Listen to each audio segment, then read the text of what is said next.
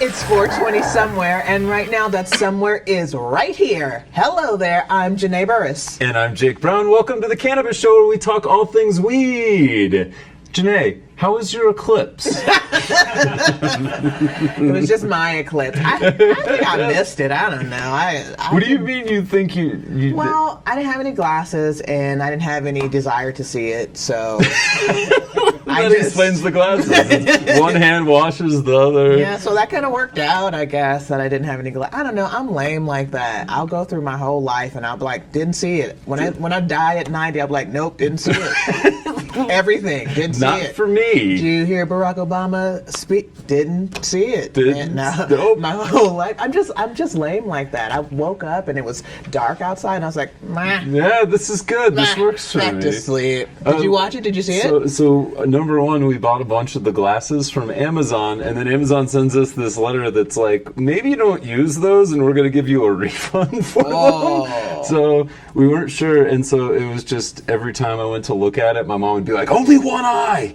Only use one eye to look at it. And I'm like, I have the protective glasses. I had not heard that. Yeah, but I felt bad because we had like 6 pairs, and then everybody's in the panic. Where can we get glasses? Hey, anybody got a hook on those glasses, man? I need that. And I was like, I don't know if I can safely give these to anyone. Oh no, Amazon owes you like some years of your life back, because you're not going to get to see this again for, what is it, 4 or 7 years? Too many. 24, 40? 40. I think Vince is saying 40. 7 is the next eclipse in the U.S. Just 7 years. Just 7 years, according to producer Vince. Amazon owes you something in the next 7 years, I think, so that you can catch it. You listening, Bezos? Come on. All right, let's get to the week in weed, and let's kick things off with a lack of banking access for cannabis businesses. We've talked about this before, how it forces many of them to operate in all cash, which makes normal things like payroll a huge headache. Imagine you're going to the grocery store for your kid's birthday party, but they're out of shopping carts, and you need 32 liters of Mountain Dew because little Jaden likes to party. What? Sure, you can get all that dew, but it's not like you're wearing a little dew papoose to put it in. It's not what you do. So losing access to these basic services is now wreaking havoc on Uruguay, where it seemed like an afterthought because this is a government-run program. But even the state-owned Banco Republica is shuttering accounts of pharmacies that opted into the program. This is a real problem because the law actually requires all employees to be paid with direct deposit. So some people are like, we got no money. What's really interesting is that banks there are citing international financing laws, while cannabis businesses in the U.S. have been mostly focused on targeting the FDIC. So even if they win that battle, it sets them up for a situation where they could potentially win domestically and still lose abroad. But in Uruguay, the former president and now senator who pushed for the legalization effort is threatening gridlock if the banking situation isn't resolved. If there's one thing we can all get behind, it's legislative gridlock. Janae? Oh, God. All right. There are plenty of stories about Jeff Sessions. Boo. Plenty stories to boo. And it seems that lately everybody is running out of weed. But this week, Jake, I'm keeping it pretty light, okay? All my stories, light reading. And I really loved reading this piece by Cannabis staff writer Daniel Jones offering 5 reasons you shouldn't get high before a blind date. But whoa, stay in your lane, Daniel, okay? I consider myself the queen of cannabis hackneyed 5s, okay? Mildly humorous micro lists are my thing, dude. I haven't had a blind date in ever. So, and there are dateable people everywhere, literally everywhere, as long as you're willing to lower your standards and put a little work in. I've been with my honey for 6 years. He wasn't even using soap when I met him, okay? But great credit. Totally worth it. So I think your advice can work for committed couples like me and my boo, just as well as it works for dating folk. I'd like to offer a companion piece to your list, Daniel, for people who already have companions. 5 reasons you probably should smoke weed when you're with your boo. Number one, you become very chatty or too quiet. Chatty's totally fine, guys. After being together for 6 years and having separate schedules, you start to fall out of touch a little bit. A nice sativa to get you talking might give you the opportunity to find out what the hell he's been doing every day between 4:30 and 6:30. Because I called the office and they said you've been done clocked out, all right, a long time ago. All right, maybe the weed makes you totally quiet. Also great. Let that man watch Bloodlines in peace, girl. He worked like 80 hours this week. Number 2. Two. Reason to smoke weed while booed up. Smoking weed is a turnoff. Perfect. I just got my hair braided and my period should have been here already. Pass me another bowl. Close the door behind you. Thank you. Number 3. You ruin your game. We're in a committed relationship. The game is like golf, slow and quiet anyway. Let's play around next week, babe. Number 4, you get way too hungry. But he's hungry too, and I just made this killer African groundnut stew. Let's get it, all right? Let's be hungry together. Number 5, you get sleepy. We both gotta wake up early and make this money anyway. Smoke that bowl and hit the lights. Love you, babe. Wait, do you guys smoke together? Does your guy get high? He smokes a little bit. He's like real baby about it. Like, only one hit. And like later, if he's weird, he's like, I had a hit earlier. Like, Later, if he's weird, what are the symptoms? I had a hit. Anything. Just like not responding to a question I asked. Well, I smoked weed earlier. Stop it. You guys have been together 6 years now? Maybe 7. I can't remember. That's what we're at the 7-year mark, and I think the one thing the only regret I have about long-term relationships, all my friends get to internet date now. Yeah, It seems I so never easy. did I'm like, internet- why not get high on a first date if it's an internet date? Okay, so everybody's complaining about the internet dating, and to me it feels like that could be a fun game. I think I could be pretty good at it. Going out with strangers, raggedy ass dudes all the time, getting free food. I could be good at that. Oh, that's so perfect. All right, moving on. If there's one thing that President Trump hates, it's leaks. While his administration has more of them than Guy Fieri's air mattress, that didn't stop Attorney General Jeff Sessions from citing an inaccurate and unfinished draft of an Oregon State Police report in his letter to the state's Governor Kate Brown. Now, Brown, along with other governors in Washington and Alaska, are pushing back against a number of the claims made by Sessions that regulation isn't up to par with the guidelines laid out in the Cole memo. She specifically mentions that the regulated marketplace didn't even open until January of 2017, while the data that Sessions referenced was much older in most cases. It's like saying they don't think the Broncos are going to be good this year because Peyton Manning has a noodle for an arm. Sorry, Peyton, you weak little man. We're still waiting on a response from Sessions, but we're also waiting for a letter from our own governor, Hickenlooper, where you at? And you can check out the Cannabist for a nice little op-ed that the former editor-in-chief Ricardo Baca wrote on why Hick needs to step up, respond to that fake news from Sessions that he's dishing on Colorado. Man, cite your work, Sessions. Anyway. Thanks to Jason Oslander of the Aspen Times for this pro tip. When fleshing weed to dodge cops, don't include the container.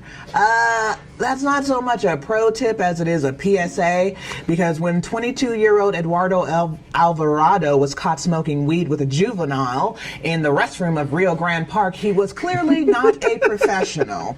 Take it from me, real marijuana professional. Only smoke on private property where it's safe and legal, away from people under the age of 18. Wink. But if you should somehow find yourself smoking in public, maybe you're in extreme pain and you're with a juvenile, maybe you found an abandoned baby on a doorstep, stash the weed on the baby, okay? It'll drop off his record in a couple years. He'll be fine. The more you know. Stash the weed on the baby. That baby's not gonna even get a ticket, probably. I was like, wait, I'm like pretty for this guy getting ticket. All right, you're in a national park smoking weed with a kid in a bathroom? Like, maybe this guy needs But the writer's advice is because what he did was he tried to flush it in the container, and then later the container went through a filter where they find cans and bottles in that container of weed. So how'd they trace the weed container back to the dude? Because it had a sticker from the dispensary with the time and date, which you really can't trace it to him, but he was supposed to pour it. Maybe he thought he was going to come back later and get it. I don't know. Get it out. Stash it on the baby. Just stash it on the baby. Listen, the back tanks of toilets great for stashing stuff. He was at a park toilet. Oof. It sounds, anyway, gross. I don't even want to get into this park toilet that this dude was smoking in. Get a life, Eduardo. Get a home. Speaking of being young, Janae, this next story takes me way back to when I was the kid in high school writing this research paper on why the war on drugs was bullshit, man. We all knew that kid, or we were that kid. But for the first time, growing up to work for a cannabis company company is a real possibility. Justine McDaniel of the Philadelphia Inquirer had one of our biggest stories of the week, chronicling the droves of millennials that now are actually applying for weed jobs. But this extends further than just having a sticky resume from all that dank they're rolling up, as they're actually picking majors to make them more attractive candidates for these weed companies, specifically in horticulture. Now, this is leading Pennsylvania students to the Delaware Valley University's course on hydroponics, something I got an early start on thanks to Mr. Robinson at Washington High School. Woo, shout out to the teachers. But interim dean Christopher Tipping is careful to note there's no herb being grown on campus, telling students, quote, if you can grow a tomato, you can grow cannabis. With the Keystone State set to open a number of dispensaries and cultivation facilities, jobs are actually abundant. So instead of killing Applebee's, hopefully these millennials are killing it on their job interviews. Good luck, kids. You know, I know a lot of people that grow tomatoes. Alita. Anyway, not suspicious. All right. California brewing company Lagunitas is teaming up with vape company Cannacraft to create a brand new IPA, an IPA that caters to the broiest of dudes as well as the dudiest of bros. Many breweries have tried to capture the unmistakable, aromatic, musky, skunky, sticky, icky marijuana flavor, but few have attempted to brew with marijuana extracts, not counting the brewers who are on marijuana extracts, of course. One question. I know I'm just some uncool old lady, not hip to what the kids are really into these days. Thank you, Kylie, for that rude awakening. But I gotta know. Who the heck asked for this? Seriously, beer that tastes like marijuana terpenes, but with none of the added THC or fun? Sounds like something my ex came up with at an AA after party. Several terpene blends were created with the Lagunitas style taste in mind, according to Kyle Long, Vice President of Marketing for Absolute Extracts, the vape cartridge created by Cannacraft. So many words. Cannacraft, including combinations like Blue Dream and Girl Scout cookies. I think I'd rather eat an actual Girl Scout cookie than drink an IPA that tastes like weed, that tastes like Girl Scout cookies, which tastes like stale memories. Call back to last week's punchline, still doesn't hit, damn it. Okay. Moral of the story. Oh, you weren't expecting a moral, huh? No matter how hard life is, sleep well knowing that there are lots of bros in your corner and they're breaking into their trust funds to bring weed-flavored beer to the masses. Don't just tap the Rockies, shred them shits, bruh. I really like the Lagunitas guy. I feel like that was harsh. He's like an old man. He just wanders around with his vape pen on this farm going, I like beer and getting high. Is there a Lagunitas guy? Yeah, because remember... Because Heineken's the parent company, so... So they're Heineken's like gross. they still have a little bit of autonomy, and so they're like trying to do this cool terp stuff. I've actually done specific craft beer and weed pairings before for the Grow Off.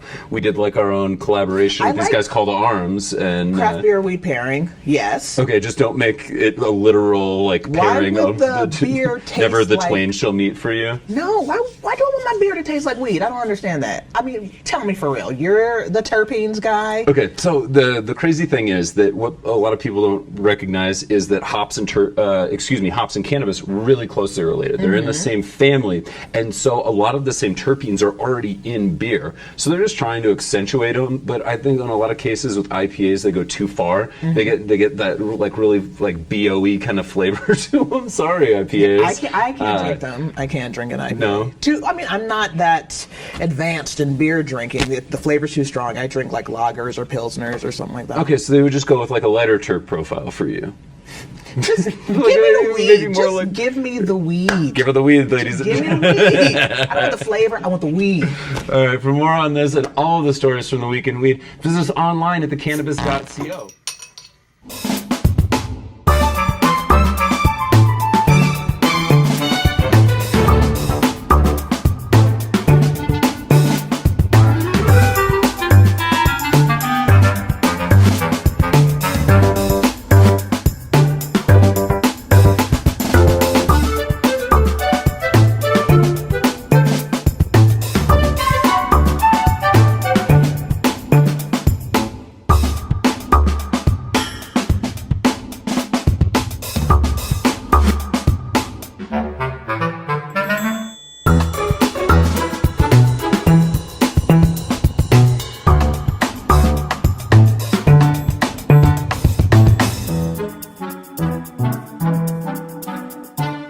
right, thanks so much. Our guest today hosts the popular Left Coast podcast, is a TV writer, and once was a skateboarding rabbi on The Price is Right. Please join me in welcoming Josh Androsky to the show. Hello. Hey. Yeah. How are We've done you? it. We did it. I feel like you are the ultimate Renaissance man. You've written, you do stand-up. You had your own web series. I'm dying of the plague. Does weed help you in that aspect and hurt you in other cases? Is it good for treating the plague? Or how are you so productive and yet an avid cannabis user? Because that's propaganda. Okay. Like, you know, I mean, well, for me, I view weed as like a performance-enhancing drug. It's like steroids for creative people, but it doesn't do the job for you. You know, like the way I feel is like when I'm high, it like unlocks the little doors in my brain that helps me figure out like what SpongeBob's gonna do or whatever, and then but I still have to like do the work to like open the door. You know? Sure. Okay. So you've come up with ideas for Spongebob Squarepants while on marijuana. Can you believe it? Whoa! That show is so. Kids are watching that show. Yeah, no, you should look at the socialist shit I drop in there. Like, yeah, getting high is the least of conservative parents' worries. Yeah. All right, so you're talking about unlocking these doors. So are you like wake up, hit it, then start your day, or do you tend to go, okay, maybe I could use like a new frame, a new reference point for what I'm working on? I'm a grazer. So what I do is I wake up and I've been like in love with CBD flower, like high CBD, where it'll be like 10 to 1 or 15 to 1. And so I'll either just like pack a bowl and take a couple hits just throughout my morning routine. I don't get like baked, but with the CBD weed, it is really fun to like smoke half a joint of it. Really? Because yeah, it doesn't fuck with your head as much. Right, it kind of reminds me of like, not like high school high, but like the quality of the stuff that you would get. Right. Except it tastes a little better, you don't have like all the stems and seeds in it. Yeah. You can smoke a decent amount and not be totally gone. Well, the high school high for me is more like a cloudy, like, oh, my brain doesn't, like, oh, I'm trying to watch the Best of Will Ferrell DVD, and I can't pay attention, my eyes are blurry. Too much cowbell. Yeah, there's significant cowbell. I don't know what to do. But this is more like I feel as relaxed as I do when I get stoned. Off of like normal weed, but there's not even a hint of any sort of cloudiness in my brain or like anxiety that might come with, because I do like sativas, but if you get one hit too much of sativa, then you're like, oh well, the rest of my day is it's like my brain does like a hard reboot and all the DOS like comes up and I have to like look through and be like, okay, what am I ignoring? Like I have like a panic attack like of a to-do list, like a checklist if I get too high. And that doesn't happen on the CBD stuff. Okay, so you find it's I don't get the reset. Now you're out in LA. Is this become a more recent thing where there are more CBD options available? Yeah, and 100%. Yes, definitely, and it's cheaper. And it's like, well, yeah, I mean, because a lot of people want to get high for like the traditional reasons of like, let's make Red Hot Chili Peppers sound better, you know? And I want to get high for like. You're not from LA though, huh? I am. You are from LA? Born and raised. Okay. I'm from under the bridge downtown. Yeah. I'm like, I was going to show some respect to the Red Hot Chili Peppers. It's our LA band, but yeah. Yeah, I don't want to show respect to Come the Red Hot on! Chili- I don't. They're Just pretend They're for the fine. Boston people. For the give me who would you prop up as like your LA band? LA band. I'm all about Ice Cube, Kendrick Lamar. There we go. There we go. Dr. Dre. NWA. Same genre, pretty much. Yeah. As When the Red Hot Nikitas Chili gets Peppers. going, Yeah. he's got some fast rap. Yeah. I think that Red Hot Chili Peppers have a California sound. I like Sure. not Beach Boys. That's not for me. I think Red Hot Chili Peppers. Literally, the sound of I think California it's the is sound coming of out California. of them all of the time. I think so. See, I think it's the sound of people that move to California from other cities and try to make it just like the show Entourage when it's not. And I like the Beach Boys. I like the Beach Boys. I like I don't know if Harry Nilsson's from, or like Warren Zevon are like from LA, but they lived in LA and like they're buried Anthony in LA. Kiedis, is that his name? Yeah. He's from LA. Yeah, but he sucks. But, I mean, come on. As a person or as Bing an artist? bing bing bong Burbank. Dooba Glendale. Like, Yes! Nah. Yeah. Nah. I mean, look, I'm sure he's very nice. And if you're watching this, where's my camera? Tony, I call him Tony because we're friends. Right, Call me of course. Tony, if you're watching this, I got no beef with you, my man. Please, you're very old. Put a shirt on. Thank you. What? I just want to start a celebrity beef. That's all I want. Okay, we're establishing beef right here. Welcome back to Denver. Thank you. I wish that we had like a local celebrity that he could beef with. It's not going to happen. Oh, what about Mudflap? Oh, Steve Mudflap McGrew, you're on notice. Yeah, fuck that guy. Yeah. Oh, So God. I mean, what's been your highlight? How long have you been back in town? I've been back in town. I got back Thursday, and I'm here until next Monday. I came for the High Plains Comedy Festival, and they flew me out, and they've been very nice. And the people that run that festival are good friends and great people. I'd say great friends and good people, actually. Let's reprioritize. Yeah, let's reprioritize. No, it's been really fun. I got to do a couple shows, and I'm like, I'm starting to be more politically open in my material, and it's the hardest thing to do as a comedian, I think, is just do like a political thing without coming off as too fucking preachy and too shitty.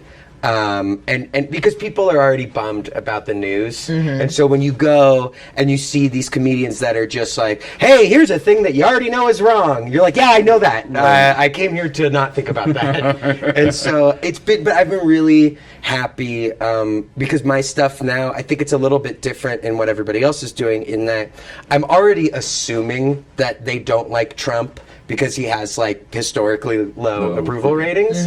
So I'm going after the Democrats who are doing nothing to prevent his shit. So it's like, we all know about Trump, and it's impossible to write jokes about Trump because he's so much like more cartoonishly absurd than everybody else. And late nights doing it all over the place. Right. I mean, by the time you've got a joke, you're up against a writer's room of 10 people Right, that are yeah, trying to do yeah. that same joke like a little Exactly. bit better. Yeah. And so you talk about this on Left Coast a little bit, Yeah. where you have kind of an interesting politics because, safe to say liberal? I would say like leftist. Leftist, okay. Yeah, like left of liberal. Like liberal to me is like somebody said this on Twitter, and I love it.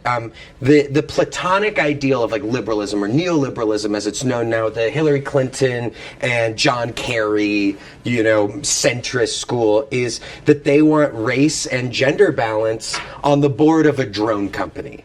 You know what I mean? It's like this fake identity politics, like hollow shit, because they refuse to confront class at all. And it's like, you can't keep just saying we need more black CEOs. We need more black wealth, in general. Like, you look at what happened after the financial collapse, and the majority of the wealth, not surprising if you're a fan of history, was extracted from communities of color and put into the 1%.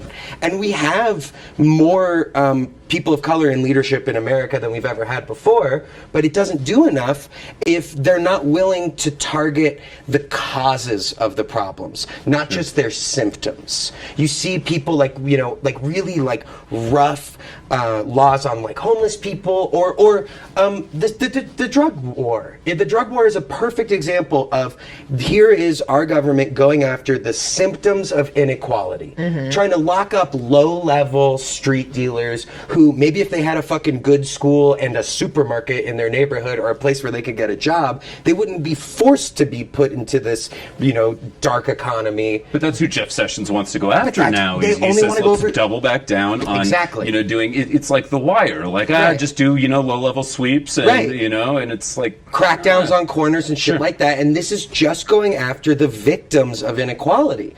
And for the most part, these people have no real power. You know, they've been thrown in this situation. And I think a lot of people don't realize that just because they say they're liberal and they're for gay marriage or abortion or whatever, you are on the same side as Trump and Jeff Sessions. You know, I could talk, there's a lot of wine moms I've seen walking around downtown Denver. A lot of, you know, like moms that are like, woo, and like the people on those bike bars. Oh, yeah. You know, and it's like, they probably think that they're fucking liberal, but they look at a homeless person and they react the same way that Jeff Sessions would. And Okay, I see your challenge in making this funny. Right. Yeah, right?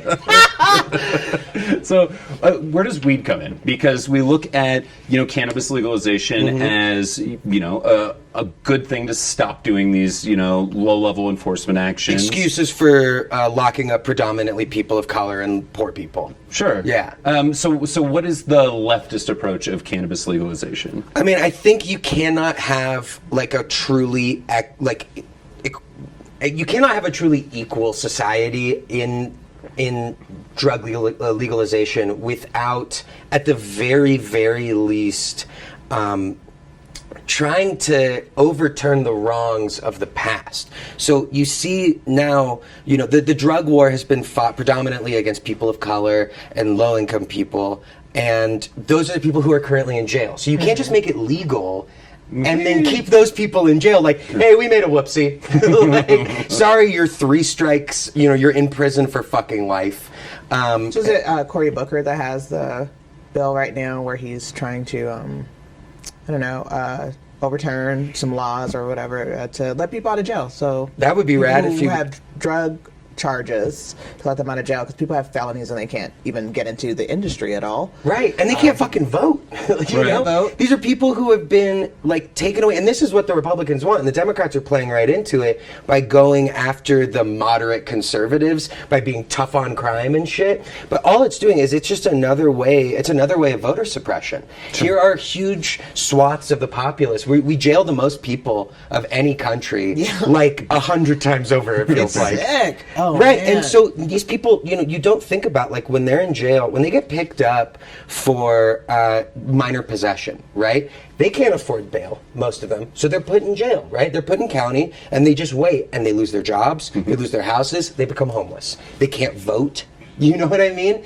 And so what we need to do as a community is to really harangue our politicians from the left. Like, they're used to getting it from the right by going, you know, like, weed will, make your child turn into a gay wedding. Your child, one child, will turn into an entire gay wedding if they smoke one weed.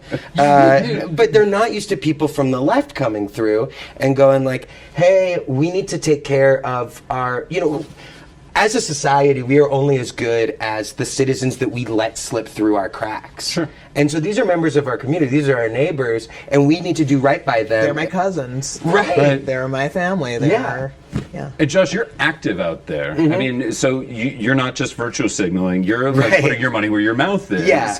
I mean, how are people getting involved? How do you recommend people get involved? So I'm with a group called the DSA, which is the Democratic Socialists of America. A lot of it sort of spun off of the momentum of Bernie Sanders' campaign. Sorry, I'm spitting. As soon as I start talking about socialism, I spit at a black woman, right? Like, of course, like fucking of course. Like, this is just what they wanted. Vince, you're gonna have some great like slow motion gifs after this, aren't you? Just tight shots of your mouth butter flying. But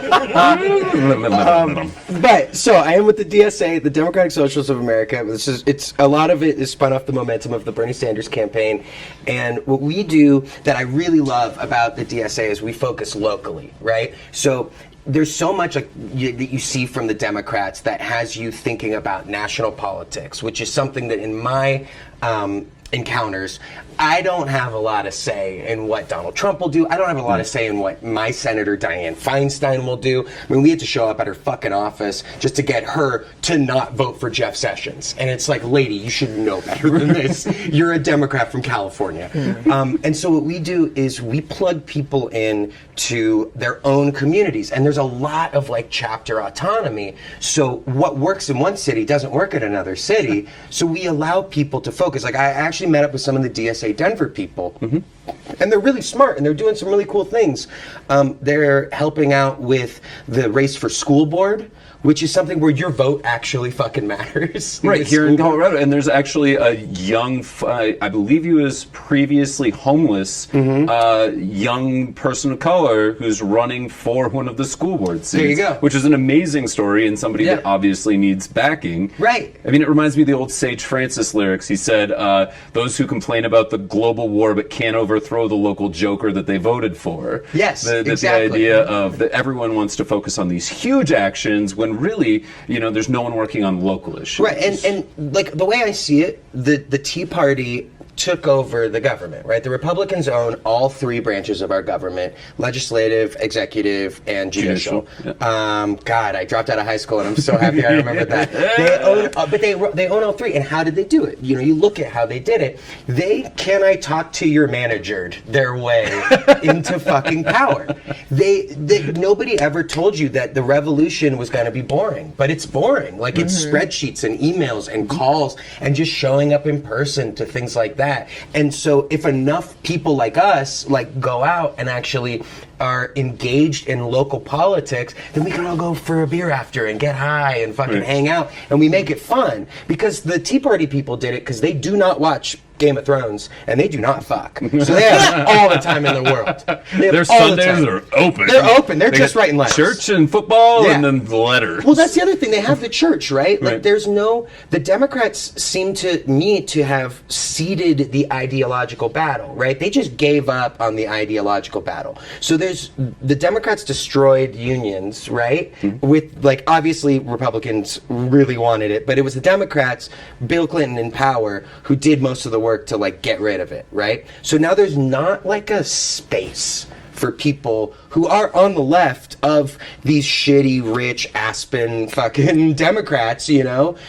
Aspencrats, yeah. Right, they're to the left of these people, but they have no place to meet up. And so that's what the DSA offers that I really love, is you can go in and you can just talk to people like you and just vent, and then you get an opportunity to be like, well, what do we do? Sure. Because really, it's up to us to fix this shit. And so this gives us an opportunity to all talk and all have a voice, and everybody's voice matters the same, because we actually care about equality and democracy. But it seems like DSA is kind of decentralized in a way, where is there a party platform just focusing on cannabis, or is it up to kind of local chapters to decide how they want to approach it? Right, so everybody in the DSA that I've spoken to is pro-legalization for a lot of the reasons that I mentioned. Anything to get cops to stop, to have one less reason to pull people over. You know what I mean? Ultimately, it comes down to that. In the California just recreationally legalized this last election, and a lot of people were like, we're not happy with the specifics of the laws. There seems to be this can kind of set up for big box, kind of collective dispensaries that don't have the community's best interests in mind, blah, blah, blah, blah. But ultimately, we all recognized as leftists, as people who care about other people, that this is justice, that this, and then from this we can make it better. Because I think that's what people forget, is when you get to the point of hooray, we got this one victory, then it's no, it's not done yet. They're going to make it worse. Everybody's going to, the people with the money are always going to try to make shit worse for everybody else. And so it's up to us to keep doing that. And so to your point about the DSA, I'm not sure if there is a national platform specifically for it, but the great thing is we're a democratic organization. Sure. So if you're super into that and into a sort of left analysis of that, just go and talk and make it your thing, because we separate into different committees in Los Angeles, where I'm involved. We have our housing and homelessness committee, we have our racial justice committee, and then we would have, had it not passed, I'm sure we would have had a legalization working group to focus has all probably our, some crossover between a lot of these groups too. Yeah. And we have a prison abolition group, and that's a big part of that as well. Sure. And so it's really cool to be what are you the most into? great. Here's some people that are also super into this, hit the ground running. And, you know, we've gotten shit done. In LA, we helped pass true sanctuary city restrictions because our mayor, Garcetti, wanted the Olympics. Garcetti. Sounds evil. Yeah, he is. He wanted the Olympics so bad that he was working with Trump and letting ICE, which is Immigration and Customs Enforcement, come in and just literally kidnap fathers as they were dropping their daughters off at school. Like, insane shit. So what we did was we just fucked up his election party. Because we knew wait, how did you do that? We knew he was going to get reelected, right? Sure. We knew he was going to get reelected. And he has to go somewhere after. Right? And That's give the a big thing. speech and shit. And There's a carpet? We knew all the cameras were going to be there because Oh, no. it's an election, but we also knew that it was a boring election, so they were going to want something to talk about. Well, and you're kind of a professional troll at this point, right? After trolling Trump? Yeah, I'm pretty good. What an So understatement. we went and we were like, let's give them something to talk about. And we got 10 people to dress up like Democrats, just, you know, like, look like they've never come before. And Those never coming Democrats. yeah, you know, Okay. the ones, the don't touch it, Democrats. That should be the slogan for the Democrats. You can't come. But they went in and they unfurled big signs that said ICE out of LA and interrupted his speech. And then we had 150 people outside, like, cheering for them and giving interviews with all the news who was like, ooh, what's this all What's about? going on? We need something to talk. Yeah. Right. And we gave our very specific talking points about we wanted no collaboration between city workers and ICE. And that was what we wanted. And 2 weeks later, we got it. All right. And so amazing. now That's great. in Los Angeles, you cannot, like, ICE can't request records, so they can't see where, you know, these undocumented people are, it's not like they're just loafing around. They're trying to get citizenship, but it is a labyrinth. It is a horrible process. So, like, they can't find records of where they live or where they work, and that goes... Shut down that whole mechanism. Shut down the whole mechanism, and that goes as far as police cars. Like, ICE can't use any LAPD equipment or any resources whatsoever. And all it took was shaming this dude on his big special day. On his big special We night. found It him- was... We found him getting his makeup on in one of the windows, and it's like perfectly late, and we're like out on the street, and we just went. His name's Eric Garcetti, and we just went with the bullhorn, and I just like I led a crowd of 100 people just going, Eric, Eric, I think it's Eric, for like 20 minutes. It fucking ruled. That's perfect. Oh, it was great. I feel like if this was the Daily Show, we'd be like, and go to the website for overtime with Josh, where you can hear more of the interview. But now it is time for Pot or Not. Hell yeah. All right, everybody at home, you know how to play. We're going to give Josh some names. He's going to tell if, is it a strain, is it not a strain? Pot or Not, are you ready for number one? I'm ready for all the numbers. Okay, number one, Big Wheel Electro Soul. No. That is not pot, that's a band. 1 point. All right, number two, Buddha's Boner. The boner of Buddha, Buddha's boner. Is it Yes, pot but or I not? hate it. No, it's not, and I hate it too. It was just crass enough where I'm like, should we do this? And they're like, well, you have to say I it. love the idea of like Buddha getting a boner too. He's like, I'm zen as hell, dude. I'm horny as fuck. All right, number three, Chem Dog. Yeah, I've smoked Chem Dog. Smoked it, double points. No, just 1 point. Hell yeah. All right, so that's 2 points total. Number four, Headband. Yes, I've smoked that too. Definitely. All right. Number five, Mr. Toffee. No. It's not. No.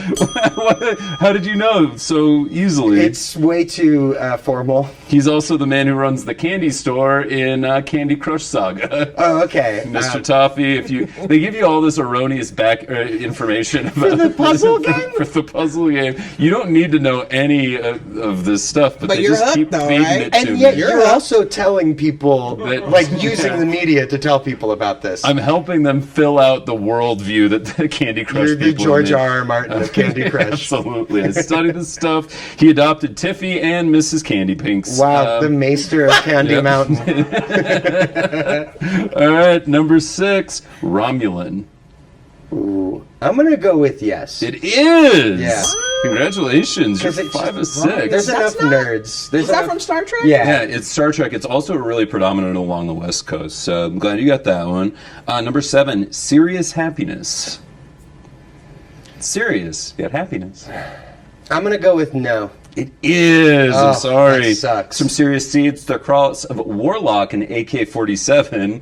I guess yeah. the Warlock is the serious part. No. When a magician has a gun, everybody's happy. But it is very serious. Fair enough. All right, number 8, Sour Ratch Kids. Ratch, of course, being short for ratchet. I'm going to go with no. That is not. Yeah. All right, we've got 2 remaining. You can still tie our high score of 8. You always jinx people right here. No. I usually wait until 9 I to hope jinx you don't them. So. say it. If I lose, I'm blaming you, and I'm going to tear apart this studio. It's all very easy to move. All right, number 9, Sweet Jesus. That's Jesus with 2 Z's. Oh, then yes. No, I'm Damn it! It's the 2 Z's that got me. That's from Twitter user at KCRon2D2. Thank you, KCRon2D2. We got a shirt coming your way.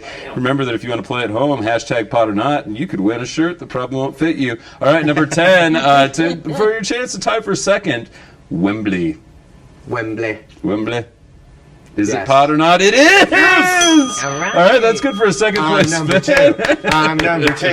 I'm That's number another 2. AK-47 I'm not a cross. crook. All right, Josh, where can people find you online? What do you got coming up? Oh, yeah, I have a podcast called Left Coast Pod on Twitter. And you can find me online at Shut Up Androsky. And when is this going to come out? This will come out Thursday afternoon, Friday morning. Oh, tight. Yeah, Saturday at 6 p.m. at Three Kings. Three Kings is the party venue. Yeah, as part of High Plains, I'm putting on my show with a gentleman named Brian Cook, and it's going to be insane, and it's going to be super fun. It's Todd Glass, Hampton Yount, Caitlin Gale, and Jordan Dahl. And it's a fake talk show, or excuse me, it's a fake sitcom reunion.